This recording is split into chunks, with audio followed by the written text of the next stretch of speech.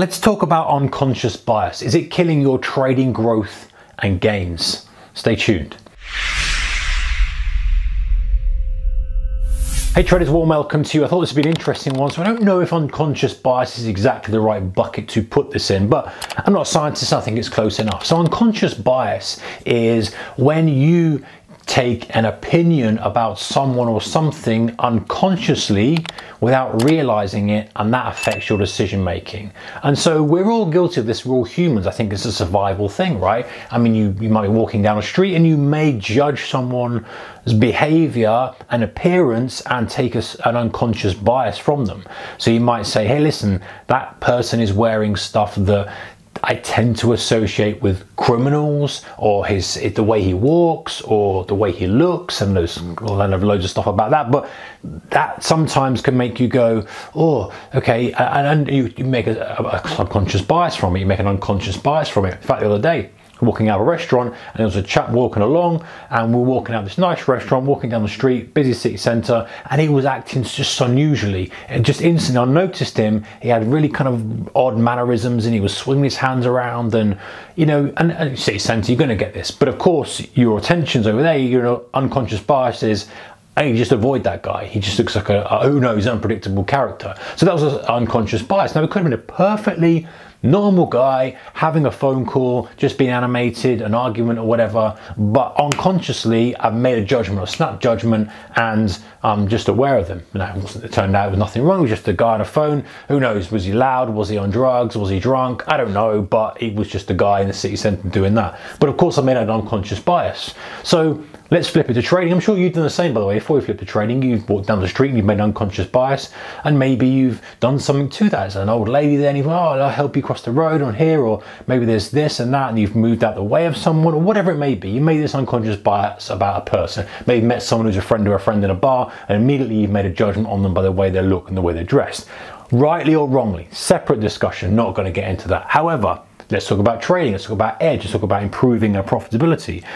How often do you open a chart and you go, okay, I think that's long.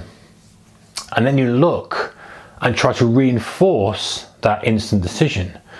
So this is your, I say, am I in the wrong bucket potentially, but this is a bias and an instant snap decision you've made in your mind when you've seen a chart, and now you make it worse because you reinforce and trying to find evidence to reinforce that decision.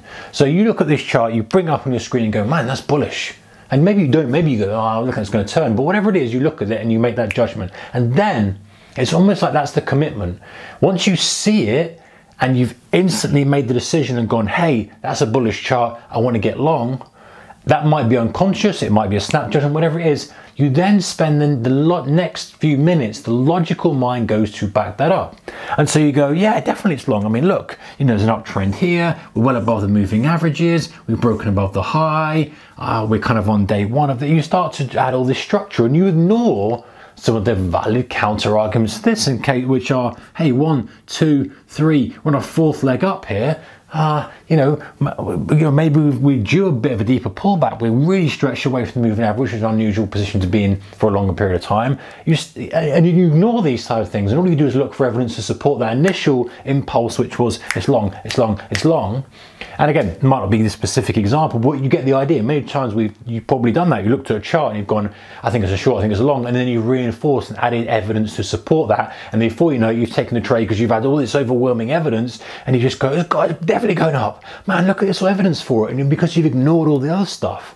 Whereas I think the trick is to look at a chart and say, okay, and be aware of that. Be aware of that unconscious bias where you go, actually, I think that's a long, but hey, before I go crazy and dig into that and reinforce that, let me look at the bigger picture and go through this process and checklist of like, okay, what's the daily really looking like?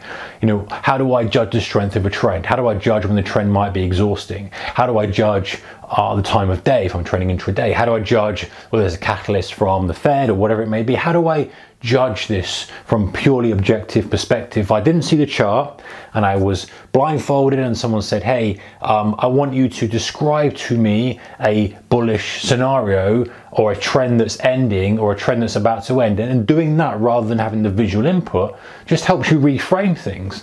And so what you do then is, even if you do have that instant bias, because we're human beings, we're going to get it, right? If I'm going to walk down the street, if I'm going to see someone acting oddly, you're going to pay attention to it, right? You're going to say, well, the attention's there, okay, just because that's normal.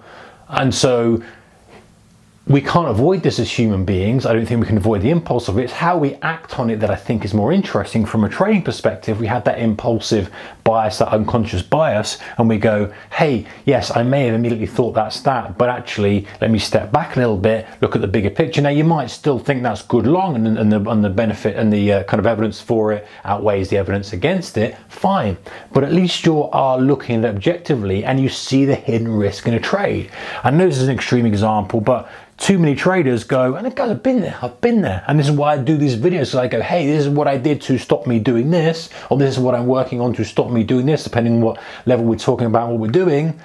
This may help you. That's the whole objective. So I might look at this and go, it's long, it's got to get long the next pullback. And you go, okay, fine. But in reality, let's just look. And then you start to judge and you start to weigh up all the pros and cons of what you said. And you might say, hey, you know what? I quite like it, but maybe I want to get long on a deeper pullback that fakes out and gets higher, and I want that pattern. As you start to structure, maybe what you still got that objective, and like, okay, I still got that unconscious bias, and that can still steer you in the right direction. We don't want to suppress it. That's why I said ignore it. It's like out on the street, it keeps you safe from someone who's acting odd and might end up, doing something unusual and driving at you, or just causing just chaos in the street where you don't want to be involved in it. And that's why it's there, right?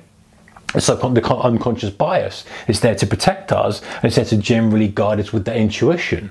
And so seeing that, we want to suppress it, but we want to say, okay, that's fine, but what else could I do? And something then extrapolating out, going, or maybe I want to pull back to here first before I get long. Maybe I don't want to be chasing at highs.